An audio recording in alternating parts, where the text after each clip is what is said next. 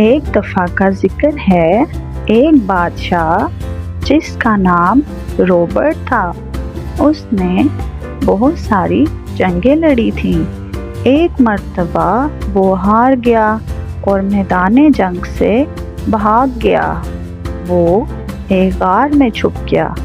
غار میں ایک مکڑی تھی۔ مکڑی غار کی چھت پر چڑھنے کی کوشش کر رہی تھی، لیکن وہ بار بار ناکام ہو رہی تھی۔ ہر بار گرنے کے بعد مکڑی دوبارہ کوشش کرتی۔ اس نے ہمت نہیں ہاری۔ کئی بار کوشش کے بعد مکڑی اپنے جالے پر پہنچ گئی۔ مکڑی نے بادشاہ رابرٹ کو بہت اچھا سبق دیا۔